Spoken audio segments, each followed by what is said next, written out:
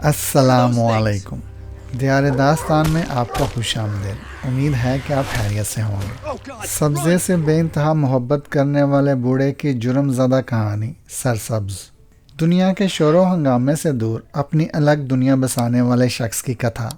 وہ ہریالی اور شادابی کو پسند کرتا تھا، مگر پانی کی قلت اس کے منصوبے کی راہ میں رکاوٹ بن گئی۔ لوگ اسے خبتی اور پاگل کا خطاب دے رہے تھے، مگر وہ اپنی دن میں مگن تھا۔ ہمارے پڑوسی کا پورا نام یقیناً کچھ اور ہوگا، لیکن ڈیڈی اس کا ذکر کرتے ہوئے ہمیشہ اس کے آدھے نام کے ساتھ کتا، کمینہ یا اس قسم کا کوئی اور لفظ ضرور لگا دیتے تھے۔ اس روز بھی انہوں نے کھڑکی سے باہر جھانکنے کے بعد مجھے اطلاع دی، یہ حرام زادہ بیومونٹ شاید ساری دنیا کے سبزے کو ختم کر کے زمین کو پکا کرنے کے لیے پیدا ہوا ہے۔ وہ آہستہ آہستہ اپنا کام انجام دے رہا ہے، تھوڑی تھوڑی زمین پکی کرتا جا رہا ہے۔ ڈیڈی ان لوگوں میں سے تھے جنہیں پھولوں، درختوں اور سبزے سے عشق ہوتا ہے۔ ان کے حال میں یہ چیزیں ماحولیات کی سب سے بڑی ضرورت تھی۔ انہوں نے شادی کے بعد شہر سے 15 میل دور مضافاتی سڑک پر فارم ہاؤس بنایا تھا۔ اس وقت یہاں دور دور تک دوسرا کوئی گھر نہیں تھا۔ ان دنوں ان کی پہلی اولاد یعنی میری بڑی بہن پیدا ہونے والی تھی۔ وہ پیدا ہونے کے بعد شیر خاری کی عمر میں ہی مر گئی۔ اس کا نام جینی رکھا تھا۔ اس کے 10 سال بعد میں اس دنیا میں آیا، لیکن اس وقت تک ممی کا اولاد پالنے اور گھر بسانے کا شوق پورا ہو چکا تھا۔ وہ مجھے دودھ پینے کی عمر میں ہی چھوڑ کر کہیں چلی گئی تھی۔ اس دوران میں شہر بھی پھیلتے پھیلتے ہمارے کافی قریب آ گیا تھا۔ ہمارا مکان شہر کی ایک نواحی آبادی میں شامل ہو چکا تھا۔ ہمارے ارد گرد ایسے مکان تعمیر ہو چکے تھے جن کے سامنے پختہ ڈرائیو وے، فٹ پاتھ اور کنکریٹ کے فرش وغیرہ تھے۔ سبزہ روز بروز کم ہوتا جا رہا تھا، اور یہی وہ وقت تھا جس کے تصور سے بھی ڈیڈی دہشت زدہ ہو جایا کرتے تھے، مگر اب انہیں یہ سب کچھ اپنی آنکھوں سے دیکھنا پڑ رہا تھا۔ وہ تو اپنے آس پاس پڑوسی بھی دیکھنا نہیں چاہتے تھے، مگر وہ بھی دڑا دڑ آتے چلے گئے تھے۔ آبادی تھی کہ بڑھتی ہی جا رہی تھی۔ اگر ہمارا پڑوس برسوں پہلے آباد ہو گیا ہوتا تو شاید تمہاری ماں ہمیں چھوڑ کر نہ جاتی، ڈیڈی مجھ سے کہا کرتے۔ اس کمینے بیومونٹ، اس کی پاگل بیوی اور ان کے منحوس پالتو کتے کے ساتھ شاید تمہاری ماں کی خوب نبھتی۔ میں اس وقت اپنے مکان کے جالی دار دروازے سے باہر دیکھ رہا تھا۔ کمینہ بیومونٹ اس وقت ایک بالٹی اور کچھ اوزار لیے اپنے ڈرائیو وے میں موجود تھا، اور اس کی بیوی اپنی سائیکل پر بیٹھی اس سے باتیں کر رہی تھی۔ شاید وہ سودا سلف لینے سائیکل پر ہی قریبی مارکیٹ کی طرف روانہ ہونے والی تھی۔ سائیکل اس کے قد سے بہت چھوٹی تھی، اور جب وہ اسے چلاتی تھی تو اس کے گھٹنے کچھ مضحکہ خیز انداز میں اوپر نیچے ہوتے دکھائی دیتے تھے۔ وہ ہمیشہ ایک پرانا سا رین کوٹ پہنے رہتی تھی جو سائیکل چلاتے وقت ہوا میں پھڑ پھڑاتا رہتا۔ موسم چاہے جیسا بھی ہوتا، یہ رین کوٹ باہر نکلتے وقت ہمیشہ اس کے جسم پر نظر آتا۔ اس کی سائیکل پر آگے باسکٹ لگی ہوئی تھی جس میں وہ سودا سلف رکھ کر لاتی تھی۔ ڈیڈی نے شروع ہی سے اسے پاگل کا خطاب دے دیا تھا۔ آج گرمی تھی، مگر وہ آج بھی رین کوٹ پہنے ہوئے تھی۔ ڈیڈی اس وقت میرے بیٹے اور اپنے پوتے جیک کے ساتھ کھیل رہے تھے جب ان کی نظر کھڑکی سے باہر چلی گئی تھی، اور پڑوسیوں کی سرگرمیاں دیکھ کر ان کا موڈ خراب ہو گیا تھا۔ میرے ہاں پہلی اولاد بیٹی ہوئی تھی۔ میں نے محسوس کیا تھا کہ ڈیڈی اس وقت بجھ کر رہ گئے تھے۔ انہوں نے پوتی میں کوئی خاص دلچسپی نہیں لی۔ پھر ہمارے ہاں جیک پیدا ہوا تو جیسے رفتہ رفتہ ڈیڈی کو دادا کہلانا اچھا لگنے لگا، اور وہ جیک کے ساتھ کھیلنے لگے۔ وہ اکثر باتوں باتوں میں مجھے تاکید کرتے رہتے تھے کہ میں اسے تحفے بھی مردانہ قسم کے لا کر دیا کروں، اور چھوٹی عمر سے ہی اس کی توجہ مردانہ قسم کے مشاغل کی طرف مبذول کرانے کی کوشش کروں۔ ڈیڈی مردانگی کے اظہار کے بہت بڑے علمبردار تھے۔ میں نے دیکھا ہمارا پڑوسی بیومونٹ باڑ کی آڑ میں جھک کر ڈرائیو وے کی پختہ روش پر کچھ کرنے لگا۔ اس کا کتا اس کی پیٹھ سونگھ رہا تھا۔ یہ کر کیا رہا ہے؟ میں نے ڈیڈی سے پوچھا۔ میں نے تمہیں بتایا تو ہے، اس کا ارادہ دنیا بھر کی زمین کو پکا کرنے کا ہے، ڈیڈی گرائے۔ وہ گدھے کا بچہ اس وقت بالٹی میں سیمنٹ وغیرہ ڈالے اپنے ڈرائیو وے کے پکے راستے کو چوڑا اور گھاس کو مزید کم کر رہا ہے۔ یہ جب سے یہاں شفٹ ہوا ہے دھیرے دھیرے اسی طرح گھاس ہٹا کر زمین پکی کر رہا ہے۔ کیا یہ کام وہ خود کر رہا ہے؟ میں نے حیرت سے کہا۔ اس نے تعمیراتی کام کرنے والے کسی آدمی یا کمپنی کی خدمات حاصل نہیں کی؟ بیومونٹ اور اس کی بیوی مجھے بھی کچھ سنکی لگتے تھے، لیکن اس کام کی مجھے اس سے بھی امید نہیں تھی۔ اس کا ڈرائیو وے کافی بڑا تھا اور اسے چوڑا کرنا بڑی محنت کا کام تھا۔ پاگل آدمی کچھ بھی کر سکتا ہے، ڈیڈی جالی دار دروازہ کھول کر باہر لان میں جاتے ہوئے بولے، اور اگر میری شادی لورین جیسی عورت سے ہوئی ہوتی تو میں بھی پاگل ہو جاتا۔ بیومونٹ کی بیوی کا نام لورین تھا۔ میں جیک کو اٹھائے ڈیڈی کے پیچھے پیچھے لان میں آ گیا۔ انہوں نے ٹین کا وہ دستی فوارہ اٹھا لیا جسے پودوں میں پانی چھڑکا جاتا تھا۔ میرا خیال ہے میں ذرا لان پر پانی چھڑک لوں، ڈیڈی بولے۔ ڈیڈی، یہ فوارہ استعمال کرنے پر آج کل پابندی ہے، آپ کو معلوم ہے ہمارا علاقہ خشک سالی کا شکار ہے۔ میں نے یاد دلایا۔ اے گدھے کے بچے، ہٹو ادھر سے۔ ڈیڈی اچانک دوڑے، میں ڈر گیا، لیکن پھر میں نے دیکھا کہ وہ دراصل اپنے پڑوسی بیومونٹ کے کتے کو ڈانٹ رہے تھے، جو شاید اپنے مالک کی پیٹھ سونگھتے سونگھتے بور ہو کر ہمارے لان کی باڑ کو سونے لگا تھا۔ ڈیڈی نے ایک پتھر اٹھا کر اس کی طرف پھینکا۔ شاید انہوں نے خود ہی کوشش کی تھی کہ وہ اسے نہ لگے، یا پھر ان کا نشانہ ہتھا ہو گیا تھا۔ کتا بھاگ کر ایک طرف کو ہو گیا اور بیومونٹ نے سر اٹھا کر چھوٹی سی باڑ کے اوپر سے قہر آلود نظروں سے ہماری طرف دیکھا اور دوبارہ اپنے کام میں مصروف ہو گیا۔ ہمارا علاقہ پہلی مرتبہ خشک سالی کا شکار نہیں ہوا تھا، اور نہ ہی یہ آخری خشک سالی تھی۔ ڈیڈی اب مجھ سے مخاطب ہوئے۔ ہمارے پاس تو اپنا ذاتی کنواں موجود ہے، اور میں اپنے لان کو کنویں کا پانی دیتا ہوں۔ اب شہر کی انتظامیہ مجھے یہ حکم تو نہیں دے سکتی کہ میں اپنی ہی گھاس کو اپنے ہی کنویں سے پانی بھی نہ دوں۔ تم چاہتے ہو کہ میرا لان بھی اس جیسا ہو جائے؟ ان کا اشارہ پڑوسی بیومونٹ کی طرف تھا، اور وہ جان بوجھ کر خوب اونچی آواز میں بات کر رہے تھے تاکہ وہ سن لیں۔ بیومونٹ کے لان کی گھاس پانی کی کمی سے زرد ہو رہی تھی۔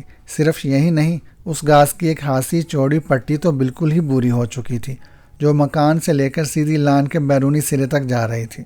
بیومونٹ فیملی جب سے ہمارے پڑوس میں شفٹ ہوئی تھی، ان کی عجیب و غریب باتوں اور ہمیں نظر آنے والے عجیب و غریب چیزوں پر تبصرہ کرنا میرا اور ڈیڈی کا پسندیدہ اور مشترکہ مشغلہ تھا۔ میں نے گھاس کی اس بری پٹی کی طرف اشارہ کرتے ہوئے ڈیڈی سے کہا، پانی کی کمی سے باقی گھاس تو صرف زرد ہو رہی ہے، یہ اتنی پٹی بری کیوں دکھائی دے رہی ہے؟ یہاں سے سیوریج لائن اندر جا رہی ہے جو سیمنٹ اور ٹائلوں سے ڈکی ہوئی تھی، ڈیڈی نے بتایا۔ اس لیے اس جگہ کی گھاس پانی کی اور بھی زیادہ کمی کا شکار ہے، کیونکہ اس تک زمین کی گہرائی سے بھی نمی نہیں پہنچ پاتی۔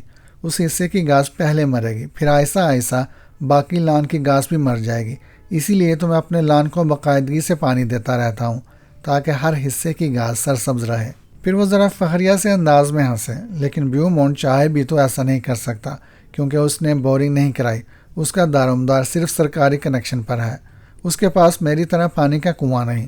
وہ فوارے کا لیور دبا کر لان کو پانی دینے لگے۔ فوارے سے منسلک پائپ کنویں کی طرف جا رہا تھا۔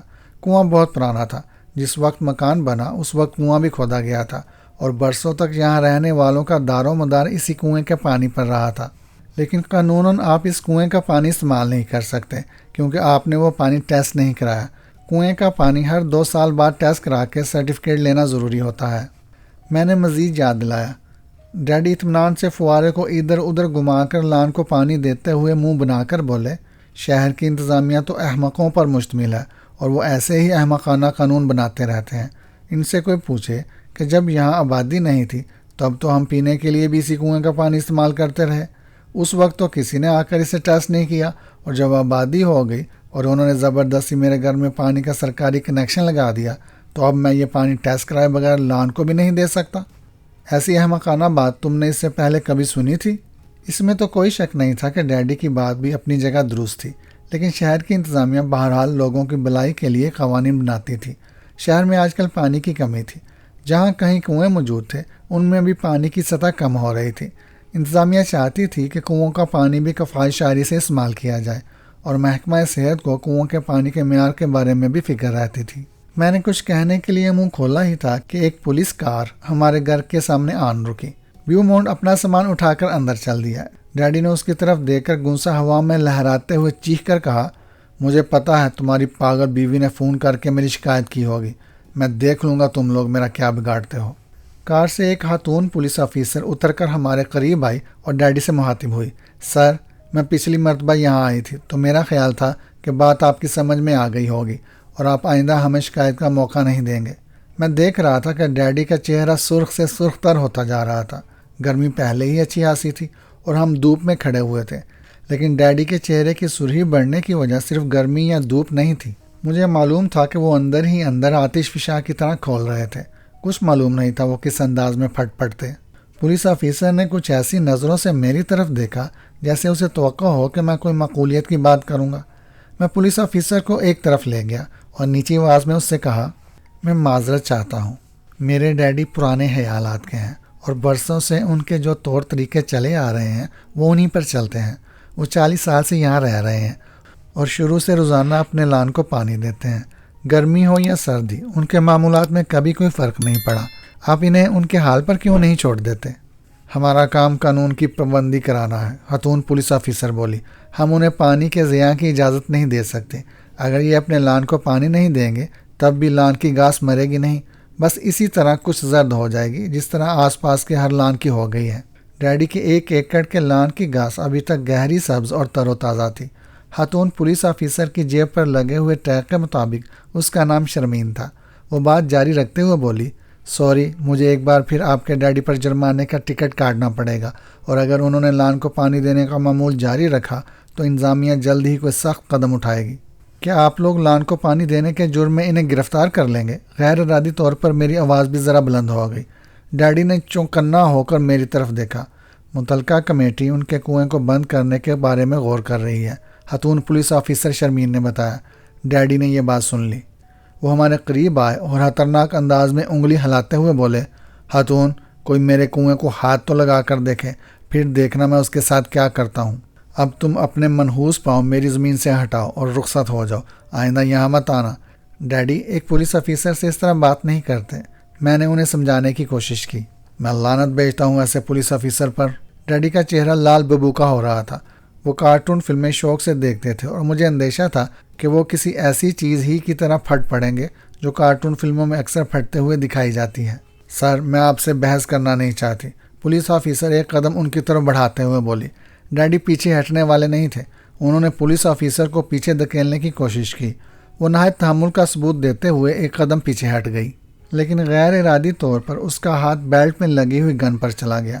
میں نے جلدی سے جیک کو گود سے اتارا اور ڈیڈی کا کندھا تھپکنے کی کوشش کرتے ہوئے کہا، ڈیڈی، محض ایک لان کی خاطر اتنا فساد کھڑا کرنا مناسب نہیں۔ تم مت بولو، تمہیں کچھ معلوم نہیں۔ ڈیڈی نے مجھے بھی جھاڑ پلائی، پھر اچانک کچھ اور زور سے داڑے، ارے سور کے بچے، میرے لان پر سے ہٹو، اپنے لان میں جاؤ۔ میں نے دیکھا بیومونٹ کا کتا درمیان کی چھوٹی سی باڑ پھلانگ کر ہمارے لان میں آ گیا تھا۔ شاید وہ ہمارے لان میں پیشاب کرنے کی فکر میں تھا۔ وہ کبھی کبھار موقع پا کر پیشاب کرنے ہمارے لان میں آ جاتا تھا۔ ایسے موقع پر اگر ڈیڈی اسے دیکھ لیتے تھے تو کوئی چیز اٹھا کر اس کے پیچھے بھاگتے تھے، اور صرف اسے ہی نہیں، اس کے مالک کو بھی بے نقد سناتے تھے۔ اس وقت بھی وہ پولیس آفیسر کو بھول کر کتے کے پیچھے لپکے۔ وہ تو باڑ پھلانگ کر دوسری طرف چلا گیا، لیکن ڈیڈی اچانک دونوں ہاتھوں سے سر تھام کر بیٹھ گئے۔ اوف، میرا سر! وہ کراہنے کے سے انداز میں بڑبڑائے۔ ان کے تاثرات سے لگ رہا تھا جیسے ان کا سر درد سے پھٹا جا رہا تھا۔ میں نے لپک کر انہیں سنبھالنے کی کوشش کی تو وہ گھاس پر ڈیر ہو گئے۔ پولیس آفیسر نے فوراً ایمبولنس کے لیے فون کر دیا۔ میں ڈیڈی کے ساتھ نہیں رہتا تھا، میرا گھر الگ تھا۔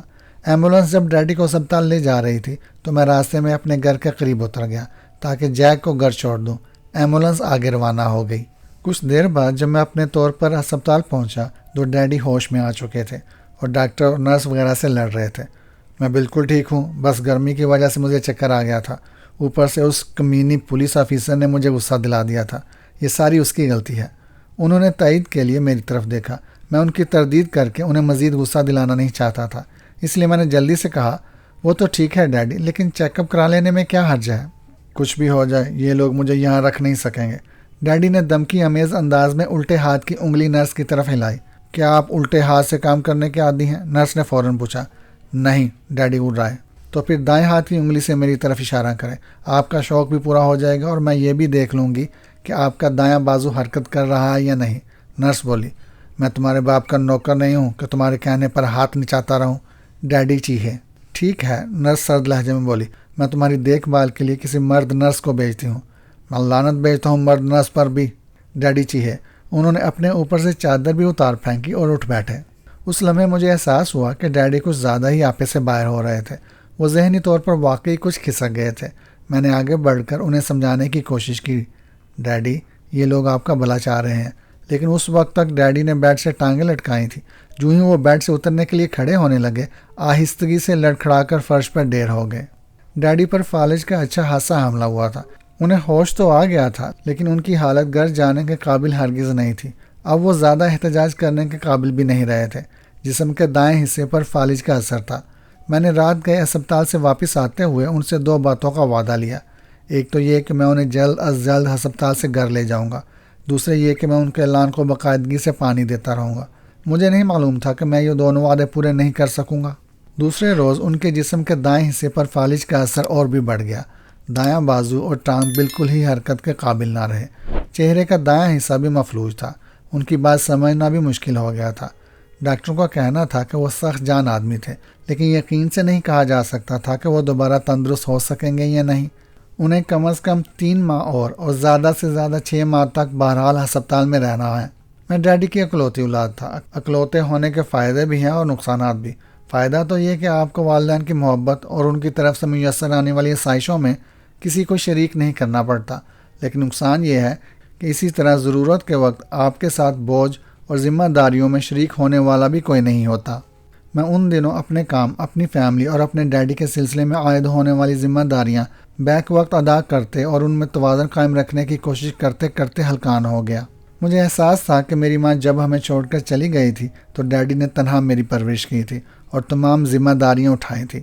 اب میں بھی اپنے فرض میں کوتاہی نہیں کر سکتا تھا۔ میں روزانہ آفس جاتے وقت یا واپس آتے وقت ڈیڈی کو دیکھنے جاتا۔ کبھی کبھی مجھے یہ احساس بھی ہوتا کہ اس کا کوئی خاص فائدہ نہیں تھا۔ ڈیڈی اب روز بروز دنیا اور دنیا والوں سے لا تعلق ہوتے جا رہے تھے۔ ان کی بات ایک تو ویسے ہی بڑی مشکل سے سمجھ میں آتی تھی، لیکن اب تو انہوں نے بولنا ہی چھوڑ دیا تھا۔ شاید اس احساس نے انہیں اندر ہی اندر مار دیا تھا کہ اب انہیں کافی عرصے تک اسپتال میں ہی رہنا تھا۔ ڈاکٹروں کا کہنا تھا کہ یہ ایک محسوس ڈپریشن ہے۔ فالج کے حملے کے بعد زیادہ تر مریض ایسے ہی ڈپریشن کا شکار ہو جاتے ہیں، خصوصاً وہ مریض جو فالج کے حملے سے پہلے خاصے جارحانہ یا زیادہ چاق و چوبند انداز میں زندگی گزارنے کے عادی ہوتے ہیں۔ تاہم اس عالم میں بھی ڈیڈی روزانہ مجھے ایک تاکید کرنا نہیں بھولتے تھے، اور ان کے وہ چند الفاظ بہرحال میری سمجھ میں بھی آ جاتے تھے۔ مجھے اعتراف ہے کہ اپنی بے پناہ مصروفیات کی وجہ سے میں ان کی اس ہدایت پر عمل کرنے کی کوئی خاص کوشش نہیں کر سکا۔ ویسے بھی میرے خیال میں یہ کوئی ناگزیر کام نہیں تھا۔ اگر صحت یاب ہو کر گھر آنا ڈیڈی کی قسمت میں تھا، تب بھی موسم بہار سے پہلے اس کی امید نہیں تھی، اور مجھے معلوم تھا کہ موسم بہار میں لان خود بخود ہی سرسبز ہو جائے گا، اس لیے اس کے ساتھ خواہ مخواہ جان ماری کی ضرورت نہیں تھی۔ اس کے علاوہ یہ احساس بھی شاید میرے ذہن کے کسی گوشے میں ناگواری کا بیج بونے لگا تھا کہ ڈیڈی کو دنیا میں اپنے لان کے سوا کسی چیز کی کوئی فکر نہیں۔ چنانچہ میں جب بھی ڈاک وغیرہ لینے یا کسی اور کام کے لیے اس گھر کا چکر لگانے جاتا تو ہر بار گھاس کو پہلے سے زیادہ خشک اور زرد دیکھ کر مجھے کوئی خاص تشویش نہ ہوتی۔ ڈیڈی کی گھاس بھی ڈیڈی ہی کی طرح روز بروز طری و تازگی سے محروم ہوتی جا رہی تھی۔ میں کبھی کبھار اس مکان کے جالی دار دروازے کے پیچھے کھڑے ہو کر کمینے بیومونٹ اور اس کی پاگل بیوی کو ان کی سرگرمیوں میں مصروف دیکھتا اور سوچتا کہ بعض اوقات تو سب کچھ پہلے ہی جیسا ہونے کے باوجود کس قدر مختلف محسوس ہوتا ہے۔ ڈیڈی کے لان کی گھاس اب بھی دوسروں کے نسبت زیادہ سبز تھی، لیکن درختوں کے نیچے اس کا ایک ٹکڑا زیادہ زرد دکھائی دینے لگا تھا۔ اس جگہ بھی گھاس کا رنگ مختلف نظر آنے لگا تھا، جہاں اب بیومونٹ کا کتا آ کر آزادی اور بے خوفی سے پیشاب کر جاتا تھا۔ اگر میرے ڈیڈی اس جگہ کی حالت دیکھ لیتے تو نہ جانے ان کی اپنی حالت کیا ہوتی۔ پھر میں نے دیکھا کہ رفتہ رفتہ گھاس 2 خطوں کی صورت میں زیادہ زرد ہوتی جا رہی تھی۔ اس میں سے ایک ٹکڑا کافی چھوٹا تھا، وہ تقریباً 2 فٹ لمبا اور 1 فٹ چوڑا ہوگا، جبکہ دوسرا کم از کم 2 فٹ چوڑا اور 6 فٹ لمبا ہوگا۔ یہ دونوں ٹکڑے ایک دوسرے کے پاس پاس اور لان کا عین وسط میں تھے۔ معلوم نہیں کیوں ان 2 ٹکڑوں کو دیکھ کر مجھے ایک عجیب سی بے چینی اور بے اطمینانی کا احساس ہوتا۔ اس کی وجہ محض گھاس کا زرد ہونا نہیں تھا۔ جب ان 2 ٹکڑوں میں گھاس بالکل ہی بوری ہونے لگی تو میں اپنے آپ پر قابو نہ رکھ سکا۔ ایک روز دھوپ اور حرارت کے باوجود میں نے چھوٹے ٹکڑے کی کھدائی شروع کر دی۔ بیومونٹ اپنے لان میں بیٹھا ترچھی نظروں سے میری حرکات و سکنات کا جائزہ لے رہا تھا۔ جلد ہی میرا پھاوڑا کسی سخت چیز سے ٹکرایا۔ میں نے مٹی ہٹا کر دیکھا، وہ پتھر کی کوئی ٹائل تھی۔ گھاس کے خشک ہونے کی وجہ میری سمجھ میں آ گئی۔ زمین میں اس مقام پر پتھر کی ٹائلز ہونے کی وجہ سے گھاس زیادہ خشک ہو گئی تھی۔ میں شاید مٹی واپس گڑھے میں ڈال کر اسے بند کر دیتا، لیکن اسی اثناء میں بیومونٹ کا کتا باڑ پھلانگ کر آیا اور گڑھے میں جھک کر سونگتے ہوئے مضطربانہ انداز میں مٹی میں نیچے پنجے مارنے لگا۔ تب میں نے ایک ٹائل کو اٹھا کر دیکھنے کا فیصلہ کیا۔ اس ٹائل کے نیچے گڑھے میں چھوٹی چھوٹی انسانی ہڈیاں پڑی تھیں۔ اس بار بیومونٹ نے پولیس کو فون کیا تو میں دل ہی دل میں اس کا شکر گزار ہوا۔ گھاس کے بڑے ٹکڑے کو کھودا گیا تو اس میں سے اسی طرح پتھر کی ٹائلوں تلے دبی ہوئی ایک عورت کی ہڈیاں برآمد ہوئی۔ یہ میری بڑی بہن اور میری ماں کی ہڈیاں تھیں۔